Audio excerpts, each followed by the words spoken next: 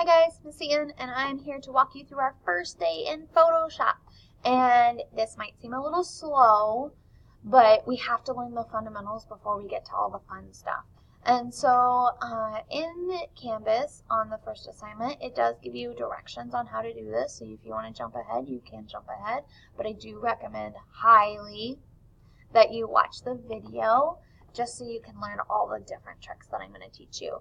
We're going to first start with just learning these first four tools on the toolbar over here. And I do have notes that I'm following, so I just want to make sure I cover everything. And then also, you need to have this file open. I recommend that you have this file open and Photoshop open, and you make like, you minimize your screen, and you put this on one half. Oops, super fun. You put this on one half. I don't know why it's doing that. And then you watch the video, whatever video I have you on over here. But I'm going to show you in full screen just so that you can see everything.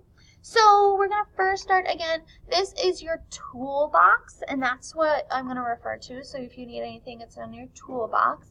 And up here is the options bar. And if you click through the different tools, you'll notice that the different options up here in the options bar change. So that's pretty important. We're going to start with our move tool, and that's what this is called. You can use the shortcut V, press the letter V, and that will give you your move tool if you're on a different tool, and that's pretty fun. The first option up here is auto select layer, and if you have that open, it chooses the layer. I'm going to move my screen up here. Sorry, blurry. Up here, so it'll automatically choose layer. Photoshop is really, really helpful with layers and building different layers within the same picture. And you set up the layers like this one so that there are 4 different layers for each different color.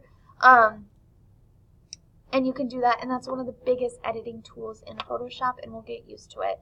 But that's the biggest difference. So with auto select layer, it automatically moves and selects the layer that you want, so you don't have to worry about it. If you don't have it clicked, you would just move the white because that's the layer that you've selected. So you can come over here and be like, oh, I've selected blue, but I really want to move my red box. Oh, that's not right. You need to make sure you have this selected. The other thing with the move tool is show highlight on rollover. So that's if like I move over, it should highlight the box that you're going to be moving. And so like I rolled over, and you can see that the little outline around the red box changes. And so that's what it's talking about, show highlight. Show bounding box shows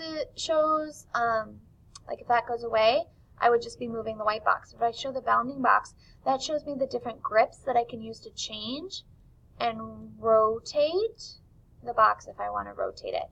If at any point you don't like what you do, you can always press Control Z, and it should, oh, I need to finish that command. It should go back to whatever you had it before. You can also go and undo or revert, and that's under the edit profile right here. Go back to revert, and it will go back to its original state, how you opened the file in the beginning. Show highlight on layer, Command Z.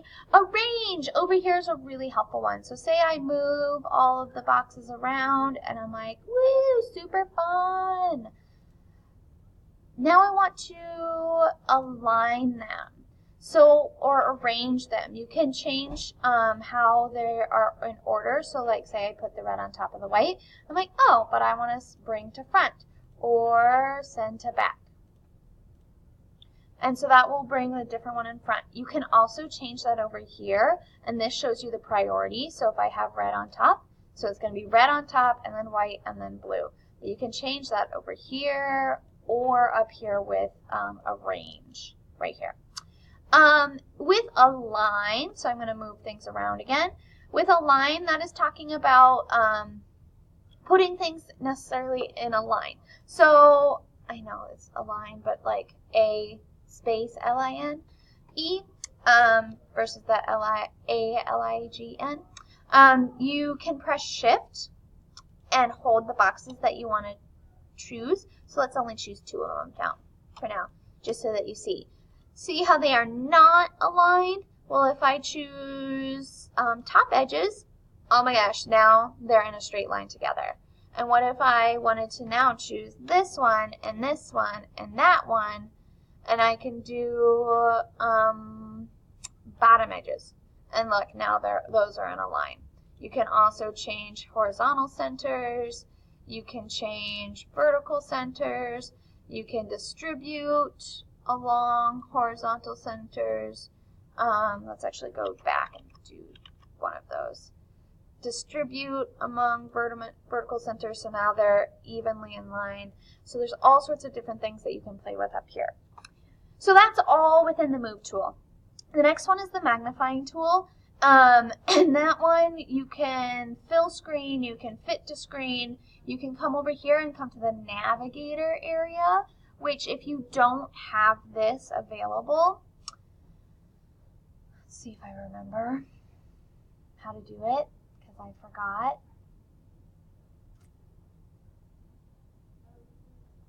Oh, you go to Window and choose Navigator. So see, that went away. So I'm going to go to Navigator over here. And you can zoom in here. And then you can just move over here. You can also zoom out. So all of that. You can fill screen. You can do all sorts of different things over here as well. The next one is the hand tool. The hand tool is not super helpful. It's kind of happens already with the Move tool. But say you are in a different tool, so you're in the paintbrush tool. And you're like, ooh, painting. So that just painted it. And then I'm like, oh, but I want to move. You can press space bar, and it changes it automatically to hand tool. And then let go of the space bar, and it goes back to a brush tool. And then I'm going to go edit, revert. So I go back to original and it goes away. So that's pretty handy. Now this tool is not as helpful. It's like the color grabber tool, eyedropper tool. And it picks up the color of whatever you're looking at. But let's pull it up an actual picture. And say I want to get a picture of this one color. So that at that exact point is that one color. Now, say you want to do a 5 by 5 average. That's going to ask you for 5 points. So you want to get an average. Sorry. An average of the 5 different points that I just selected for that color. And that will help you especially if you're like trying to retouch a part of a color, a photo, something like that. So that is the Photoshop first 4 tools. So for your assignment, you need to use the tools to alter the sample file so that the red square is overlapping part of the white square and the blue square is to the right of and aligned with the top of the red square. All of those are so much.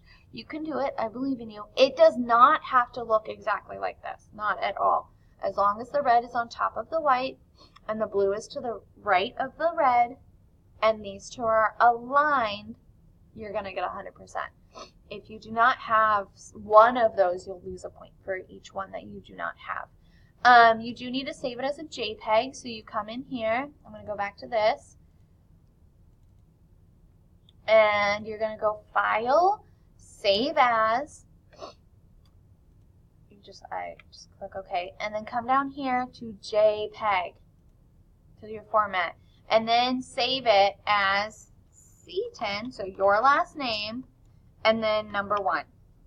So if I was Anthony Basarjan, I would write Basarjan. No, it's not my last name. Number 1. And then save it, and then upload it onto Canvas that way. Good luck, all of you. Oops, cancel, I don't want that. And then